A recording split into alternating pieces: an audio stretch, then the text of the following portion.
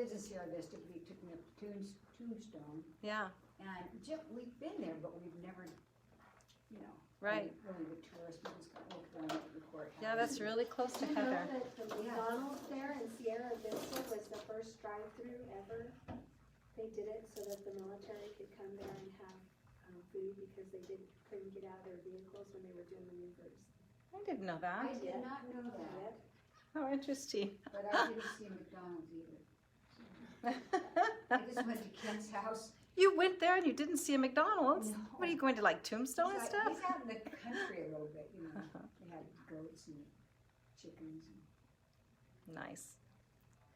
Well, we are in Daniel chapter 4, and so such a blessed day to be in fellowship together. And Easter Sunday, so welcome. And we are continuing with our 8 o'clock and our 11 o'clock class.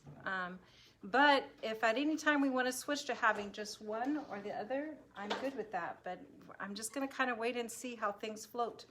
Right now it's going good, so we just keep doing what we're doing.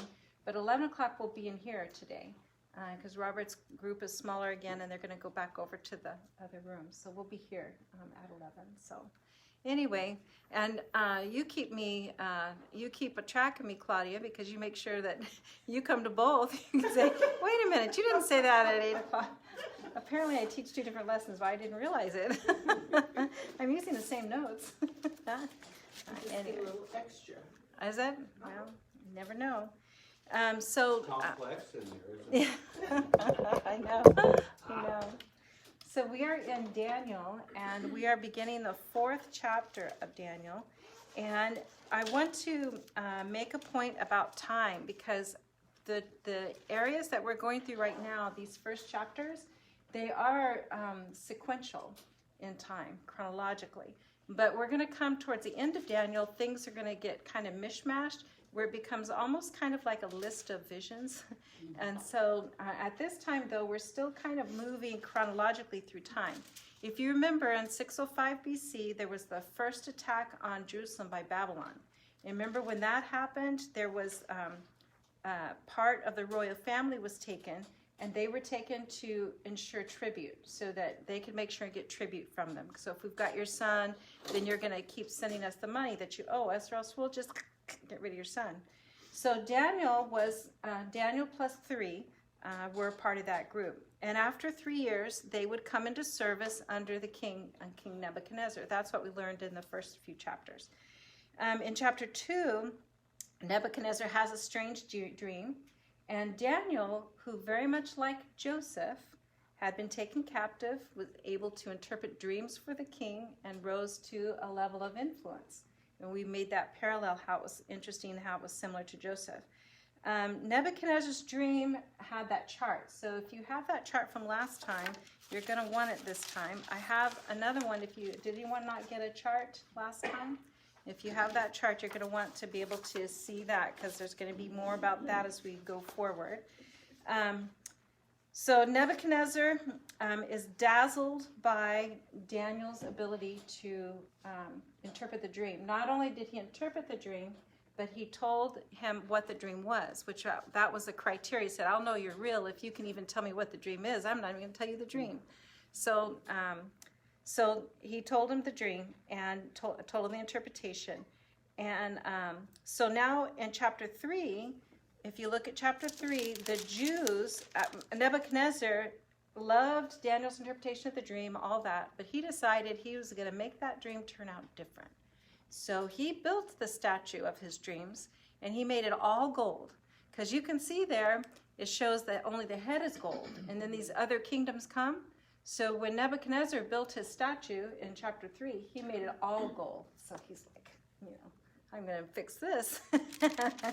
And so then some of the other leaders who didn't like the way these Jews were getting into positions of influence and power, they said, King, there's a few people who don't bow down to your gold statue. And the king said, well, throw them into the fire. And so that's what happened. The 3 got thrown into the fire. And we know that story, that they came out not even with the smell of smoke. They came out completely fine. And So Nebuchadnezzar then decides that your God is a great God. And he does this about what a great God your God is, Daniel, that he could do this, these Jews that could do this. So Nebuchadnezzar admits that God is a great God, okay? Like he's one of many good gods, but he's especially great. That's kind of the way Nebuchadnezzar thinks. Okay, so now we're in Daniel chapter 4.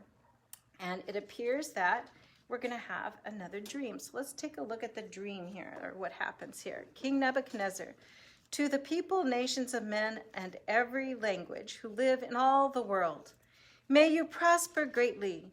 It is my pleasure to tell you about the miraculous signs and wonders that the Most High God has performed for me.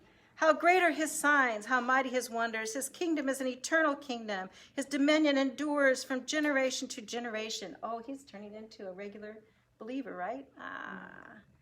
I, Nebuchadnezzar, was at home in my palace, contented and prosperous. I had a dream that made me afraid. As I was lying in my bed, the images and visions that passed through my mind terrified me. So I commanded that all the wise men of Babylon be brought before me to interpret the dream for me.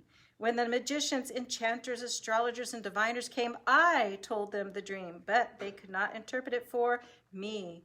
Finally, Daniel came into my presence, and I told him the dream. I did read that purposely with a little bit of accent on certain key words. What do you notice about Nebuchadnezzar? Of course, it's a lot the way I read it. It's all about I, me, my. Do you remember any other character in the Bible who had a similar mentality? Me? You? Yeah. I may not be much, but I'm all I got. Job. Take a look in Job. Sometimes we forget the lesson of Job. Sometimes people get a little confused about the lesson of Job. Let's take a look at Job chapter 29. Sometimes people say, why did God pick on poor Job? Because he was very righteous. He was doing the right stuff all the time, right? So why did God let Satan pick on poor Job?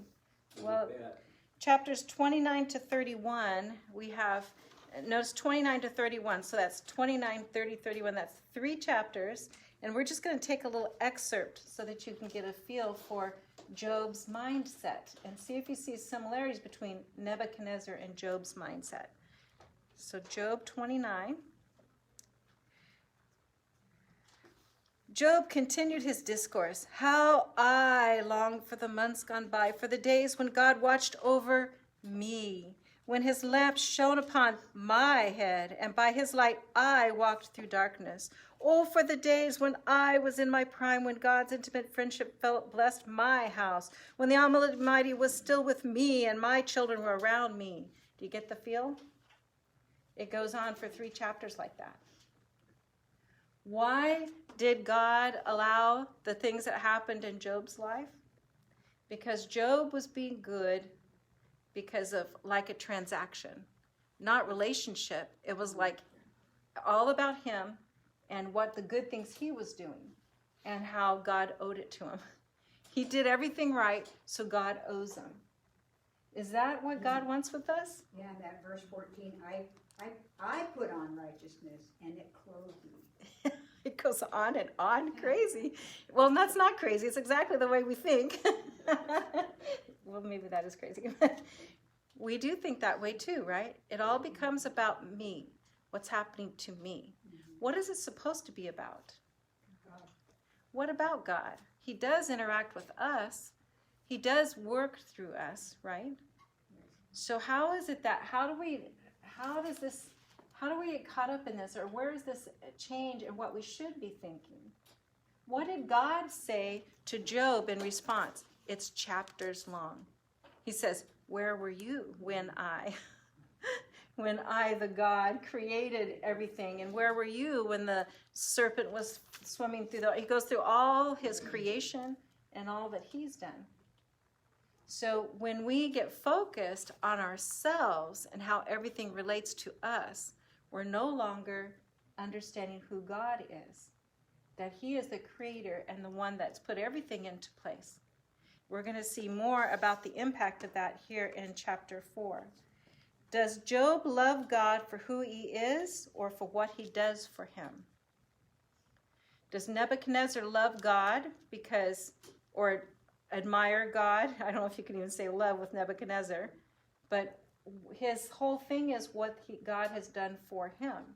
Same thing with Job. I'm such a great man. I'm so righteous and I do everything right, so God takes care of me. Sorry about you all, right?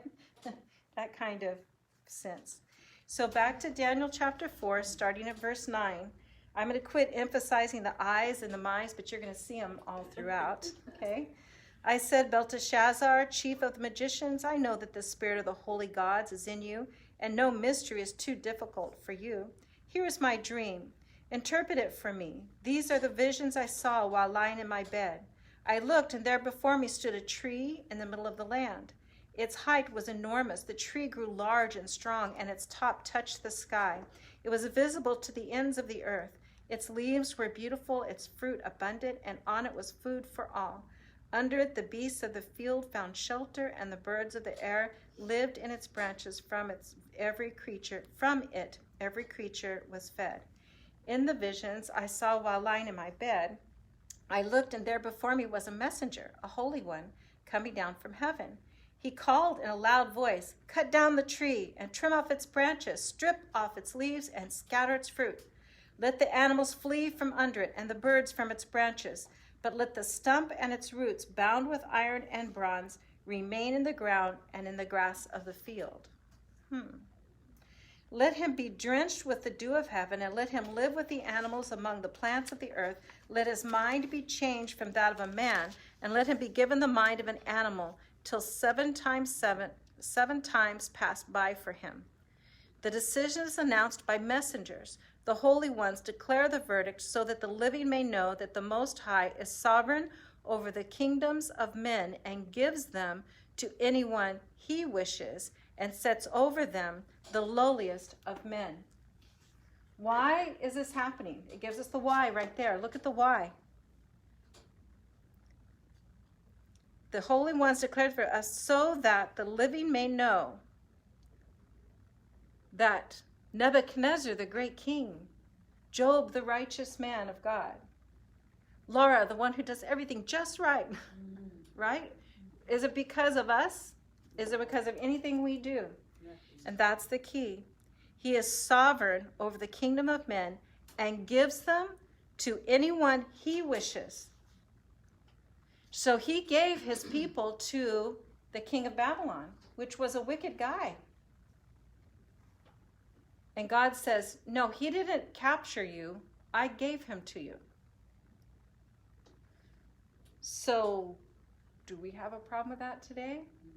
Do we sometimes think that somehow the leadership that God is allowed to be in charge or permitted to rise to whatever level is of man, instead of recognizing that God allowed it to happen?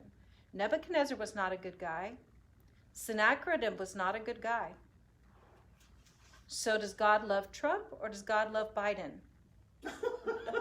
He loves them both. Exactly. Which one did God put in charge? The one he wants. He put in who he wanted when he wanted it to be, because it would not have happened without him allowing it to happen. We need to get over ourselves. And neither one of them has to be godly to be in charge. Sometimes God puts people that are not godly to do his will. He can do what he wants to with who he wants to have it happen, whether they're God followers or not. That was a hard lesson for me this week because of our current politics. But we still don't have to like what's going on. I mean, I think I have to stand up for some of the things that, you know. Any of them, right. I didn't like things about any of the leadership. I could pick out things out of either leadership, and I have my preference.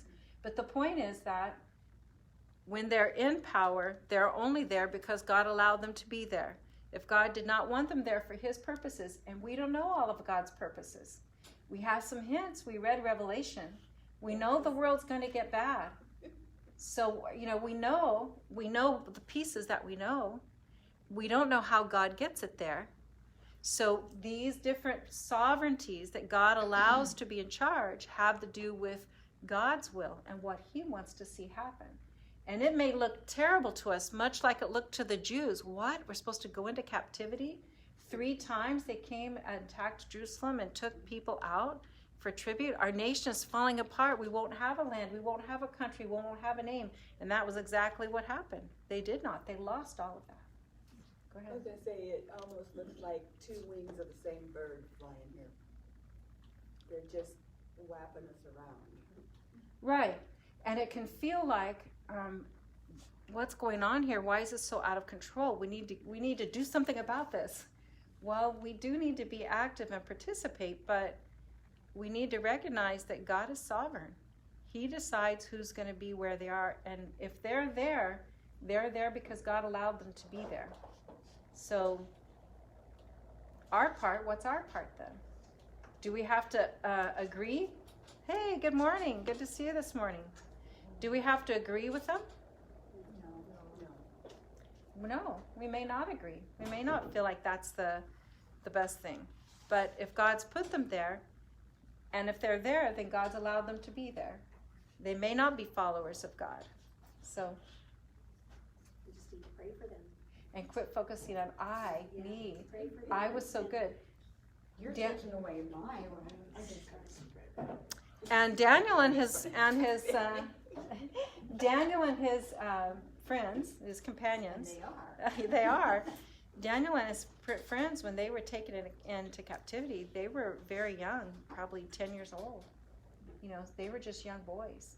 And so to recognize that they're going to be formed by this experience that they have, they were very young men.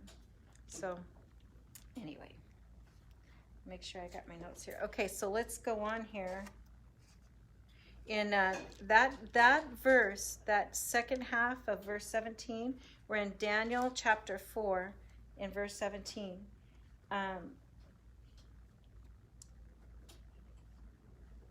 So in this section, this little verse right here, I think that's a verse that we probably should, like we talk about putting one on your bathroom mirror, to remind ourselves about who's in charge when we get fearful and anxious about the politics. We need to remember that God has used some even evil people to do his will and his work, or what he wanted to see happen. So let's go on here. Verse 18. This is the dream that I, King Nebuchadnezzar, had. Now, Belteshazzar, tell me what it means, for none of the wise men in my kingdom can interpret it for me. But you can, because the spirit of the holy gods is in you. Notice the plural, the S. It says the spirit of the holy gods. Oh, yes. Yeah, see that? Is in you. So, you can see right away this guy's he does not get it. But God's using him anyway. Okay, so verse 19. Then Daniel, also called Belteshazzar, was greatly perplexed for a time, and his thoughts terrified him. So what is his thoughts? He doesn't want to tell him because he knows Even I got the He's not gist like of it. it. I got the gist of it here, right? The tree gets cut down, and 7 years something bad's coming, right? he's So- gonna throw him in the well like I know. Yeah. Was greatly perplexed for a time, and his thoughts terrified him. So in other words, he didn't quite understand it. Plus, he was terrified about what he thought he did understand. So the king said, Belteshazzar, do not let the dream or its meaning alarm you. I love that. Don't let it bother you. Yeah, right. Belteshazzar answered, my lord, if only the dream applied to your enemies and its meaning to your adversaries. Hint, hint. The tree you saw, which grew large and strong with its top touching the sky, visible to the whole earth, with beautiful leaves and abundant fruit, providing food for all, giving shelter to the beasts of the field, and having nesting places in its branches for the birds of the air. That's the good news, right? You, O king, are that tree. You could just see Nebuchadnezzar going, yeah, I'm that tree. Isn't that great? You have become great and strong. Your greatness has grown until it reaches the sky, and your dominion extends to the distant parts of the earth. Good news. You, O king, saw a messenger, a holy one, coming down from heaven and saying, cut down the tree and destroy it, but leave the stump bound with iron and bronze in the grass of the field while its roots remain in the ground. Let him be drenched with the dew of heaven. Let him live like the wild animals until 7 times pass by for him. This is the interpretation, O king, and this is the decree the Most High has issued against my lord, the king.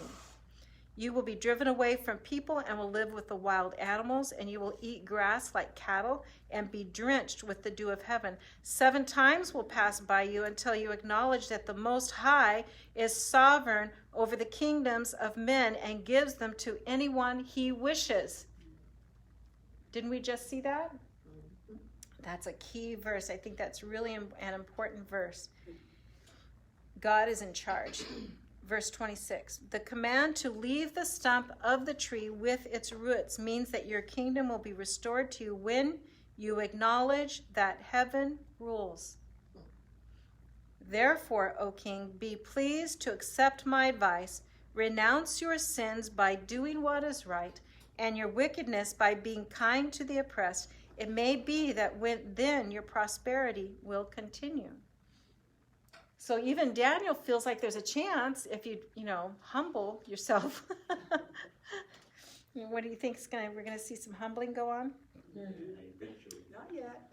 I don't think so.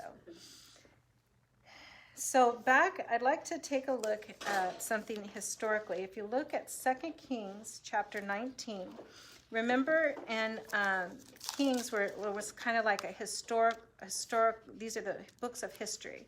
So it's a kind of historical record of things that happened during time. And so in 2 Kings chapter 19, do you remember what's happening there in 19? If you kind of look at the headers there, you can see around that area. Do you remember the things that are occurring in chapters 19? Remember, Jerusalem was being, we told that Jerusalem was going to be delivered, and Hezekiah says the prayer to keep Sennacherib from being able to capture them, and then Sennacherib, starting at verse 20, this is Isaiah's prophecy about Sennacherib's fall. Remember, Sennacherib was the king of Assyria who came to try to attack. So in verse 20 it says, then Isaiah son of Amos sent a message to Hezekiah. This is what the Lord, the God of Israel, says. I have heard your prayer concerning Sennacherib, king of Assyria. Remember, Sennacherib's outside of Jerusalem about to attack, and Hezekiah's getting all worried about it, went to pray to God. This is the word that the Lord has spoken against him. So now this is what God is saying to Sennacherib. Okay? This is answer to Hezekiah's prayer, God's answer to the issue of Sennacherib. The virgin daughter of Zion despises you and mocks you. The daughter of Jerusalem tosses her head as you flee. Who is it you have insulted and blasphemed? Against whom have you raised your voice and lifted your eyes in pride? Against the Holy One of Israel. Who is that?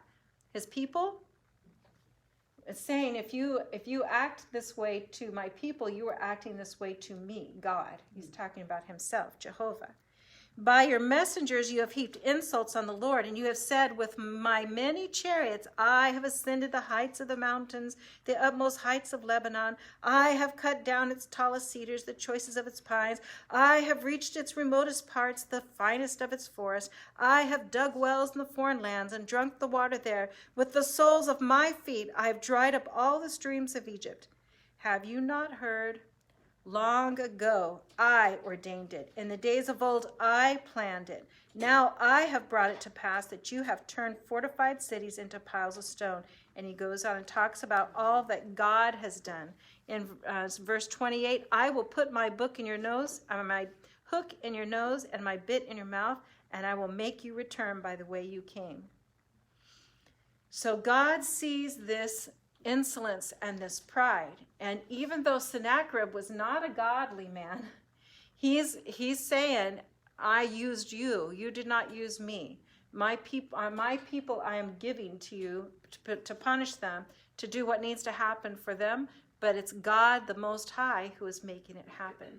And the thing that these characters have in common is their pride, their insolence before God. They believe themselves to be as a God in many cases. So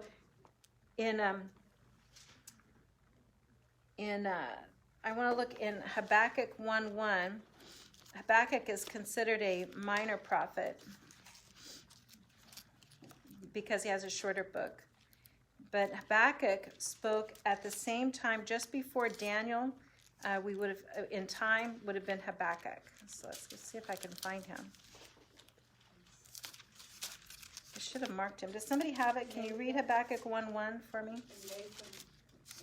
The oracle which Habakkuk the prophet saw, that's what 1:1 is. Okay, keep going there. Okay. How long, O Lord, will I call for help, and you will not hear? I cry out to you, violence, yet you do not save. Keep going. Why do you make me see iniquity and cause me to look on wickedness? Yes, destruction and violence are before me. Strife exists and contempt arises. Therefore the law is ignored and justice is never upheld. For the wicked surround the righteous. Therefore justice comes out perverted. Is that not our current day? Does that not describe our current day? We'll keep going there at verse 5. Look at the nations and watch and be utterly amazed, for I am going to do something in your days that you would not believe, even if you were told. I am raising up the Babylonians, that ruthless and impetuous people. Who is? God is raising them up.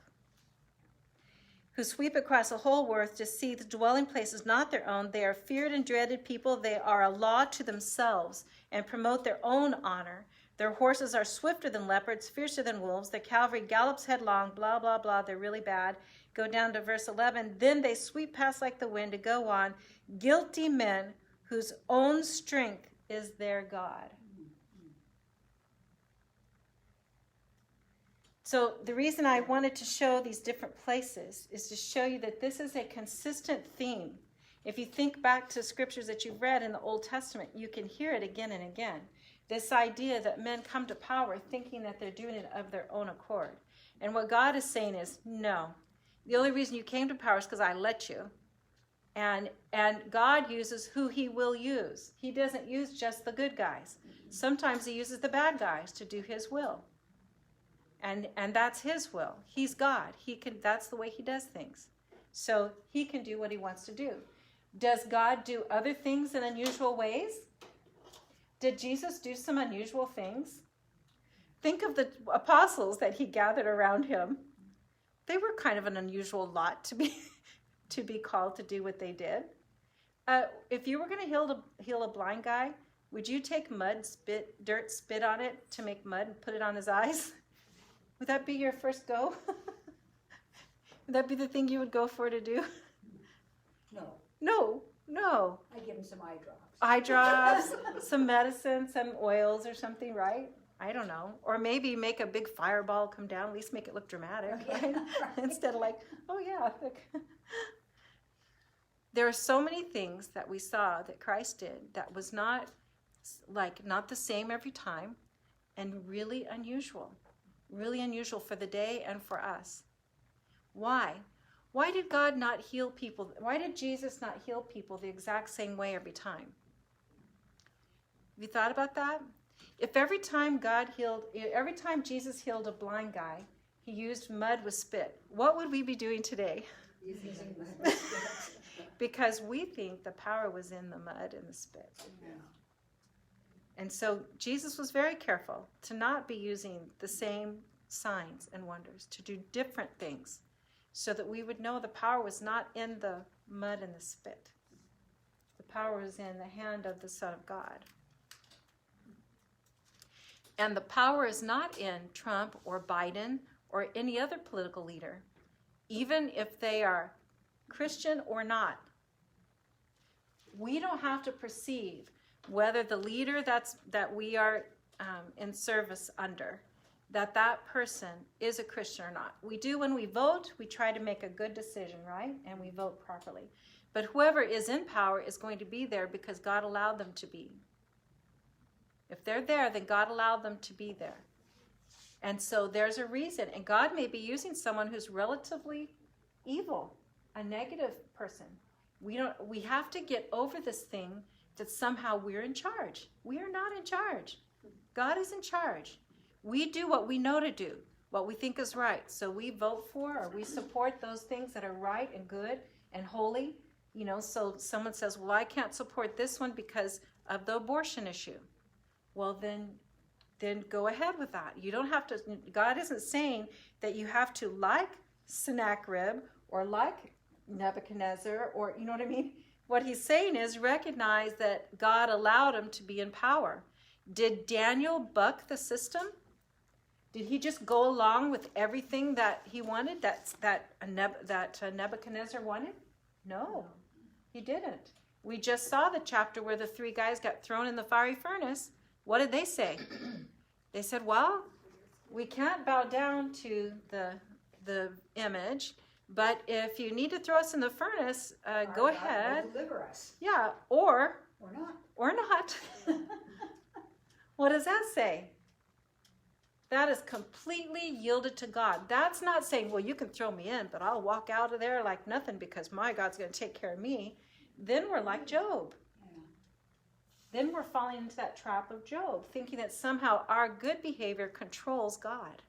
But there will be another image though, because it says the beast makes an image to the, so I think there's another image coming, so I think we're gonna be in that, or whoever is it, whatever.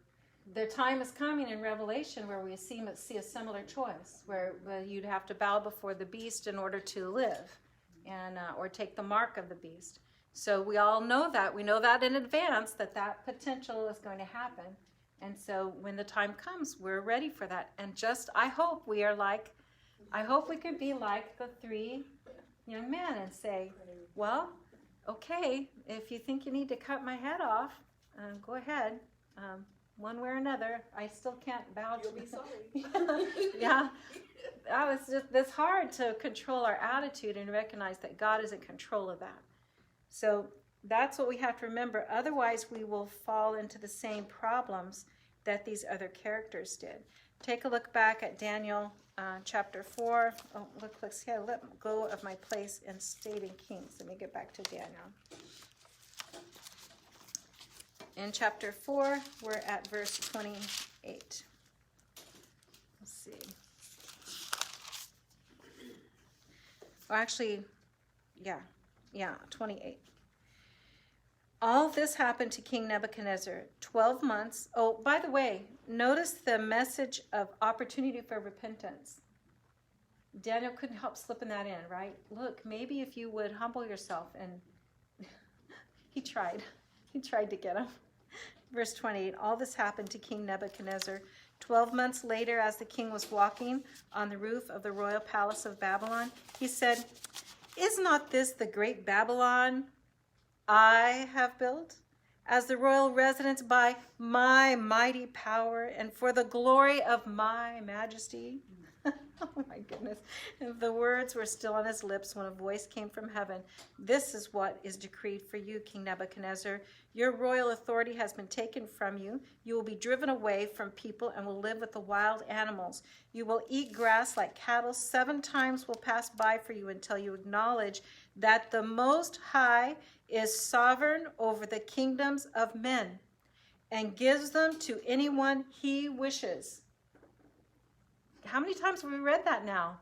Through multiple books.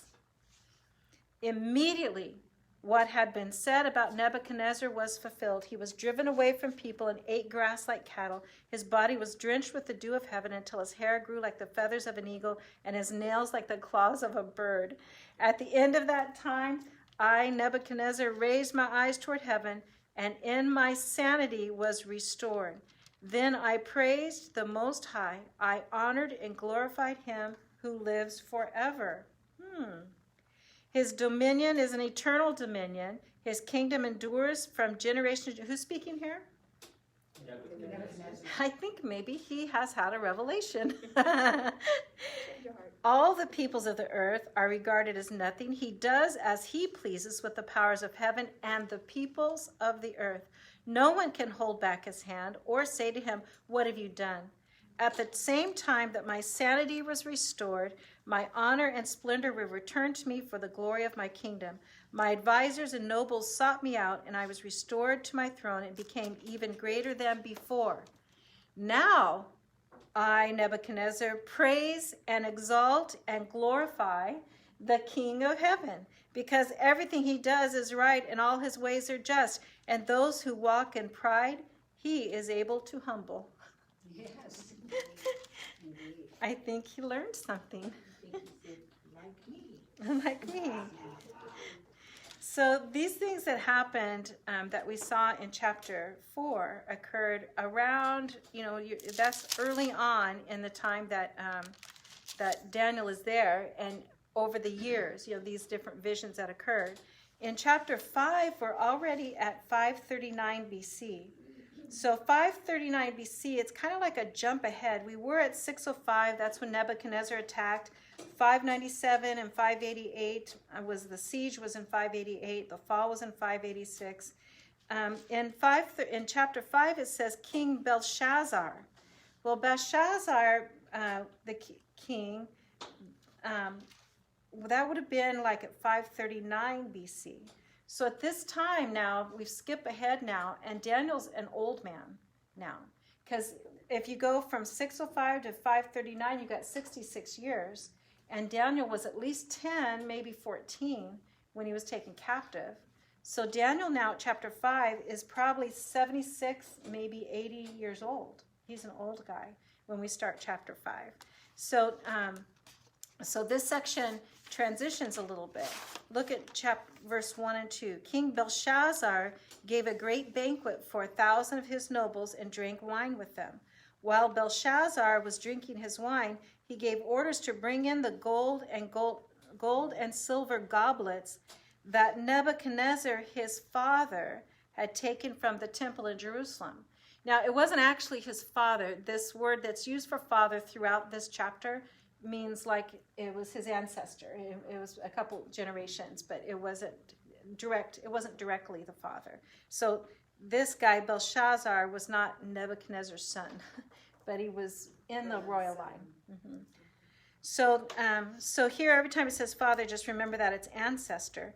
And you're talking about 539. So before this, we have this time that lapses, we have showing Daniel's character through time, that he's the one that tells the king the truth.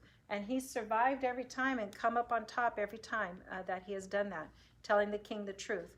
Even though he dreaded telling him the truth, especially that tree one, I think he thought there was going to be some bad news there, but it worked out. So now at the end of his life, we're getting a picture, okay, this is what happened with Daniel throughout his service to the kings. Now he's towards the end of his time, his aged years, and now we have this event that occurs. While Belshazzar was drinking wine, and the goblets that he's taking from, those were the ones in the different captivities. They stole the stuff out of the temple. So they were using like the showbread dish and the cup, the gold cup that the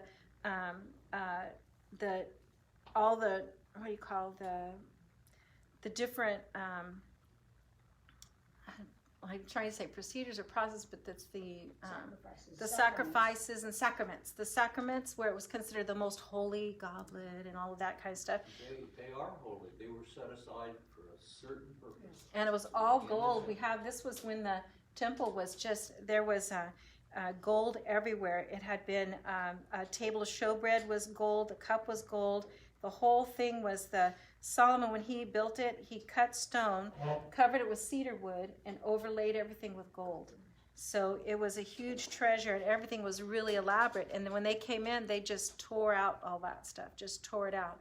So now this guy's having a party, and he's got everybody drinking out of those cups and those dishes. Oh, this will be fun. We'll use these gold things, So, of course, that was defaming to the sacrament that was there.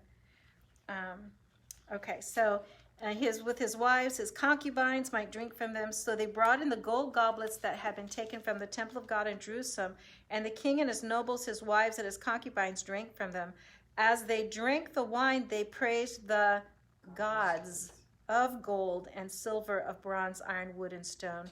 Suddenly, the fingers of a human hand appeared and wrote on the plaster of the wall near the lampstand in the royal palace. The king watched the hand as it wrote. His face turned pale, and he was so frightened that his knees knocked together and his legs gave way.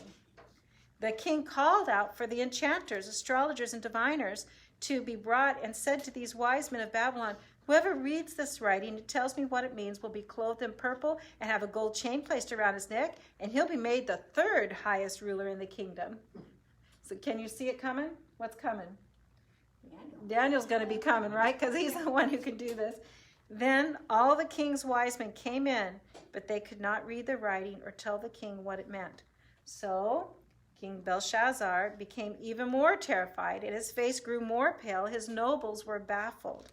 The queen, hearing the voices of the king and his nobles, came into the banquet hall. "O king, live forever," she said. "Don't be alarmed. Don't look so pale. There is a man in your kingdom who has the spirit of the holy gods in him. In the time of your father, he was found to have insight and intelligence and wisdom, like that of the gods. King Nebuchadnezzar, your father the king, I say, appointed him chief of the magicians, enchanters, astrologers, and diviners. This man, Daniel, whom the king called Belteshazzar, was found to have a keen mind and knowledge and understanding, and also the ability to interpret dreams, explain riddles, and solve difficult problems. Call for Daniel, and he will tell you what the writing means." So Daniel was brought before the king, and the king said to him, "Are you Daniel, one of the exiles my father, the king, brought him here from Judah? I have heard that the spirit of the gods is in you, and that you have insight, intelligence, and outstanding wisdom. The wise men and the enchanters were brought before me to read this writing and tell me what it means, but they could not explain it. Now I have heard that you are able to give interpretations and to solve difficult problems. If you can read this writing and tell me what it means, you will be clothed in purple and have a gold chain around your neck, and you will be made the third highest ruler in the kingdom." What do you think Daniel's impression is of that?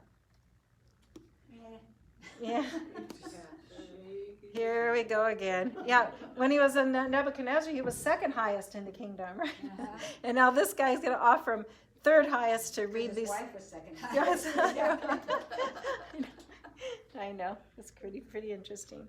Then Daniel answered the king, "You may keep your gifts for yourself and give your rewards to someone else. Nevertheless, I will read the writing for the king and tell him what it means.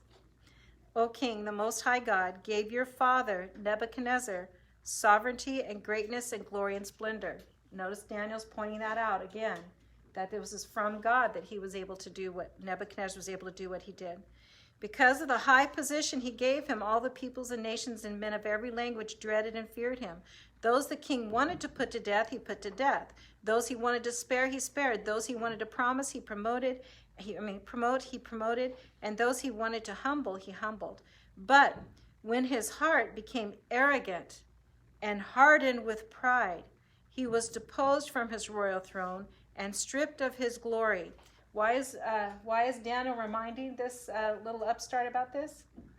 Because he's on that same path, right? He's on that same path. He was driven away from people and given the mind of an animal. He lived with the wild donkeys and ate grass like cattle, and his body was drenched with the dew of heaven until he acknowledged that the Most High God is sovereign over the kingdom of men and sets over them anyone he wishes. Wow, there it is again. We better underline that verse. But you, O son, O Belshazzar, have not humbled yourself, though you knew all this. Instead, you have set yourself up against the Lord of heaven. You had the goblets from his temple brought to you, and you and your nobles, your wives, and your concubines drank wine from them. You praised the gods of silver and gold, of bronze, iron, wood, and stone, which cannot see or hear or understand. But you did not honor the God who holds in his hand your life in all your ways. Therefore, he sent the hand that wrote the inscription. This is the inscription that was written. Mene, mene, tekel, parsin. This is what these words mean. So a lot of people go into all kinds of things about what the words mean. It's written right here what they mean. So let's hear what Daniel says. Verse 26. This is what these words mean. Mene. God has numbered the days of your reign and brought it to an end. Tekel. You have been weighed on the scales and found wanting. By the way, how many times is mene in the sentence? Meaning Definite. he has numbered your days. He has numbered your days. Has your mother ever done that to you? I told you. Right? I counted to 3. And I do. Yeah. You have been weighed on the scales and found wanting. Peres. Your kingdom is divided and given to the Medes and Persians. Okay, look at your chart. The Medes and the Persians are coming up next, right? We can see from the original vision that was under Nebuchadnezzar, we know this is coming. Verse 29. Then, at Belshazzar's command, Daniel was clothed in purple, a gold chain was placed around his neck, and he was proclaimed the third highest ruler in the kingdom. That very night, Belshazzar, king of the Babylonians, was slain, and Darius the Mede took over the kingdom at the age of 62. It pleased Darius to appoint 120 satraps. Now, this is 539 BC still. This is all happening very quickly, the same time frame. It pleased Darius to appoint 120 satraps to rule throughout the kingdom, with 3 administrators over them. One of them was Daniel. The satraps were made accountable to them so that the king might not suffer loss. Now Daniel so distinguished himself among the administrators and the satraps by his exceptional qualities that the king planned to set him over the whole kingdom. At this, the administrators and the satraps tried to find grounds for charges against Daniel. So Daniel was third highest in rank, and these other administrators are going, wait a minute, this guy is going to be higher and higher. What's the deal? He interpreted this dream for him, and now, he's got all this things going on. And this is the Medes, who is going to be with the Persians, right? The Medes and the Persians, they'll sync up. And who is with the Persians? Cyrus. Cyrus becomes the king in Persia, right? And Cyrus is the one who God foretold would be sending back the people, right? So Daniel has lived from the first exile. He was taken as a child. He's seen all this happen in these other kingdoms. Now another kingdom. Now he's with the Medes and the Persians, right? He's just floating among them, excelling among them. And now we're getting close to the time when they should be going back out of exile.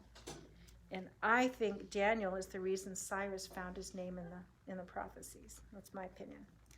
Okay, so verse 4. At this, the administrators and the satraps tried to find grounds for charges against Daniel in his conduct of government affairs, but they were unable to do so. They could find no corruption in him because he was trustworthy and neither corrupt nor negligent. Finally, these men said, we will never find any basis for charges against this man Daniel unless it has something to do with the law of his God. So the administrators and satraps went as a group to the king and said, "Oh, Darius, live forever."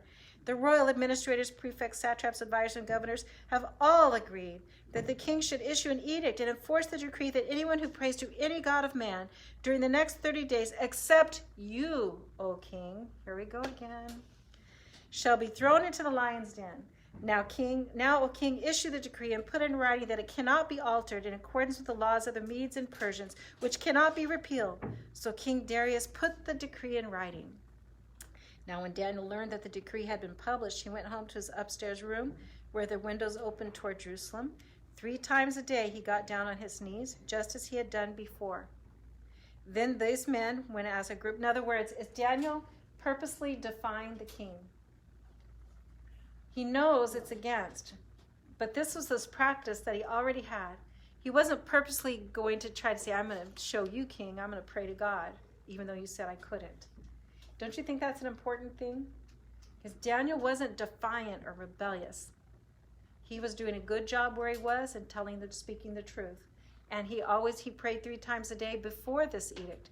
And so he's continuing to say his prayers. Then these men went as a group and found Daniel prayed and asked God for help. So they went to the king and spoke to him about his royal decree. Did you not publish a decree that during the next 30 days, anyone who prays to any god or man except to you, O king, would be thrown into the lion's den?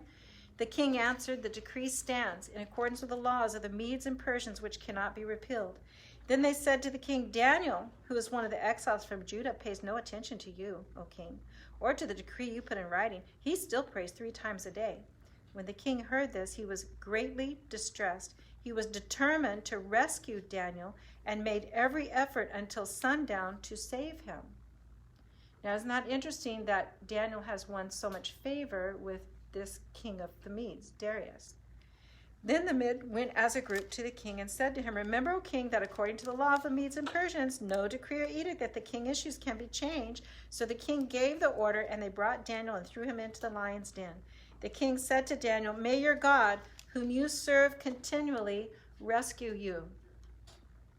A stone was brought and placed over the mouth of the den, and the king sealed it with his own signet ring and with the rings of the nobles, so that Daniel's situation may not be changed.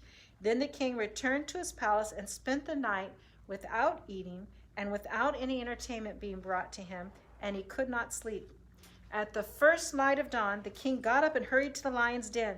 When he came near the den, he called to Daniel in an anguished voice, Daniel, servant of the living God, has your God, whom you could serve continually, been able to rescue you from the lions?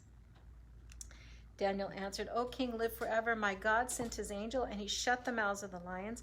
They have not hurt me, because I was found innocent in his sight, nor have I ever done any wrong before you, O king. The king was overjoyed and gave orders to lift Daniel out of the den, and when Daniel was lifted from the den, no wound was found on him, because he had trusted in his God. See, this whole thing is a whole series. This set of chapters is about that God is sovereign and in charge of all these rulers, and he's the one that Daniel has put his trust in. But he's being cooperative and obedient and whatever with the powers that be, but he's still staying loyal to what God has told him to do. At the king's command, the men who had falsely accused Daniel were brought in and thrown into the lion's den, along with their wives and children. And before they reached the floor of the den, the lions overpowered them and crushed all their bones. Then King Darius wrote to all the people, nations, and men of every language throughout the land, May you prosper greatly. I issue a decree that in every part of my kingdom, people must fear and reverence the God of Daniel. For he is the living God, and he endures forever. His kingdom will not be destroyed. His dominion will never end. He rescues and saves. He performs signs and wonders in the heavens and on the earth. He has rescued Daniel from the power of the lions. So Daniel prospered during the reign of Darius and the reign of Cyrus the Persian. Dun, dun, dun, dun. We're getting close to our big prophetic event. So I think, though, that these chapters really emphasize to us the importance of understanding God's sovereignty over rulers and powers. And I think that could be a great comfort to us. And if we could imitate the way Daniel responded to these different egotistical maniacs that get into power and control, maybe that would be a good way for us to consider. Yes. Okay, one other thing, notice how the father didn't take Daniel out of the situation. He kept him safe while he was in the situation. Yeah, sometimes we act like when we're going through difficult times, bad things are happening to us, that God is not with us. But God has his own way of doing his own work, and he is sovereign. If we recognize that, then we can be at peace, whether the lions chew me up or not, okay, right? Whether I get thrown in the flames or not, and I survive or not, who knows? God is the one who's sovereign, and that's the key. The key is remembering who is sovereign. That's the key. And as soon as we start saying, but I this, and I prayed, and I did all these good works, and the minute we start thinking that way, like somehow God's lucky to have our service, that's when we begin to run into trouble, right? Let's pray. Father, I pray that you will help us to continue to live in faith, that we'll trust in you and recognize that you are sovereign. You are the one who decides what powers come and go, and that we do our best with what we do know, and to behave and act in ways that are noble and just, and always following you and staying centered on you and what you have for us. And recognizing that you are the one who's making the decisions about how things happen. And we're just fortunate that we get to be a part of your plan. It's in Jesus' name that we walk through this life. Amen. Amen.